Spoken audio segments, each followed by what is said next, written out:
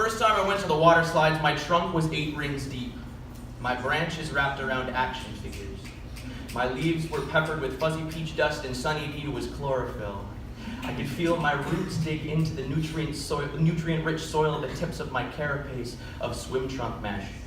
Weave past cigarette butts and feed coals to the ever-hungry folds of my crown. Back then, waiting in line was like mankind's first expedition to the moon. You began to question whether you would make it there at all. You began to question whether your impatient stamping was worth it in the first place. You began to question why you hadn't had pizza in a week and why you weren't eating pizza right now. Actually, I think that last one was just for me. It has nothing to do with space travel and all about my love for pie. My smoothed out coconut shell mind sloshed around to everything that my eyes could see and my ears could hear. Running water, jubilation, flip-flop snapping, pangs of frustration, splash giggles. Directly behind me in this great North American hurry-up-and-wait ritual was a brother and sister around my age who were twice my patient. Directly ahead were 2 men, maybe 30 years of age. Siblings mused politely about splash zones and gawked at the drop slide.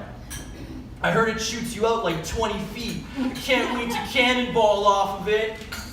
Not if I cannonball first. The men stood straight-backed, swapped out briefcases and gunmetal gray suits from Moores for navy and white flowered swim trunks from Zellers. Their hands kept going back to their head nests as if they were panning for silver. I looked at them right in the conversation and found out they were. I didn't realize how many gray hairs I really had. When I run my hand through my hair, I've never come out with so much of it in my hand until now. I listened to their lament. Eggshell mind, to insecure aging brain, step by step, flip by flop, all the way to the tops of the water slides. Up to the mouths and past the teeth of pure, unadulterated water on butt, on tube, on innocence. You see, back then I was faster than the Batmobile. I flew through hoops like 64-bit Superman. I knew the stick I held wasn't a sword, but it sure felt like one when I grasped it at the hilt. Captain Crunch gave me all the sustenance I needed to get through the day. Thanks, Captain. I caught a kickball in the morning and a Vaporeon at lunch. Didn't even need to use my master ball. I didn't know what poetry was, but I knew I kind of dug it. Things were simple. I found my first gray hair last week. I tried to hide it with a hat, but it stared at me in the mirror with its beady little follicle.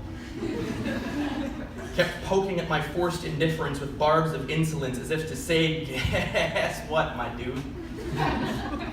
You may have been faster than the Batmobile, but you can't outrun age, life, the inevitability of humans and every other thing placed on this big blue floating orb we call home. My gray hair is a wise man, a touch of reality, the head chef at a restaurant where all they serve is responsibility and coffee. And suddenly I'm 23 years old and telling stories on stage, and suddenly I'm 40 years old and watching my kids play grounders, and suddenly I'm 90 years old and cutting things into minuscule chunks so that I can chew and digest it properly. I'm not sure I'll ever be able to digest it properly. It's impossible to know if you're in the good old days until they pass you by. Don't let them pass you by. In line at the water slides, I thought I stood at the crossroads of juvenility and maturity, childlike wonder and adult insecurity, but in that line we all had eggshell minds. We were all dictated by impatience. We all just wanted to slide. The kids behind me, the men in front of me.